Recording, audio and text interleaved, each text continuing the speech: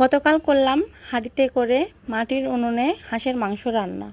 তো দেখো আমি প্রথমে দিয়ে দিলাম তেজপাতা, তারপরে দিয়ে দিলাম এখানে কুচি করা পেঁয়াজ আর থেতো করা রসুন।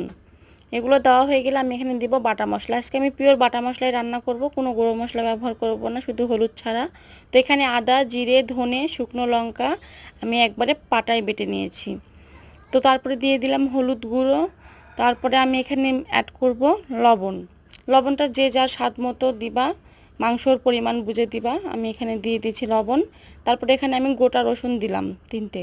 এই যে মাংসগুলো আমি সুন্দর করে ধুয়ে পরিষ্কার করে রাখছি, এখন আমি ধোয়া মাংসগুলো এখন এর মধ্যে আমি সব কিছু দিয়ে দেবো।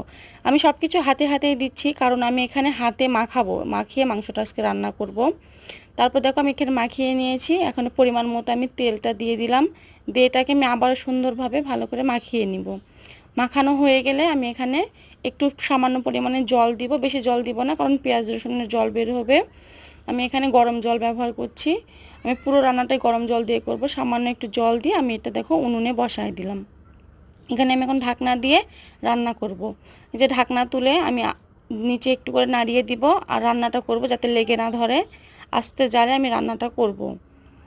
তো দেখো আমি এখানে যখন পরিমাণ মতো জল দিয়ে দিচ্ছি কষানোর জন্য, কারণ আমি এখানে 3বার করে মাংসটা গরম জল দিয়ে কষিয়ে নিব, তারপরে আমি এখানে ঝোলের জলটা ব্যবহার করব।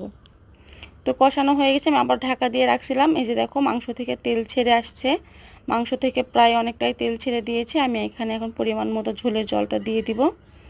ঝোলের জল দিয়ে দিয়েছি, খুব বেশি পরিমাণে ঝোলের জল দিব না, কারণ হাঁসের মাংস পাতলা ঝোলটা একদমই ভালো লাগে না। আমি একটু গ্রেভি গ্রেভি করে রান্না করব। তো দেখো আমার ঝোল ফুটে আসছে, আমি এখানে গরম মশলাটা দিয়ে দিলাম। এখন আমি এখানে দিব কয়েকটা চেরা কাঁচা লঙ্কা। কাঁচা লঙ্কাগুলো দেওয়া শেষে আমি এটাকে এখন নামিয়ে নিব। তো দেখো কেমন হয়েছে অবশ্যই তোমরা আমাকে জানিও।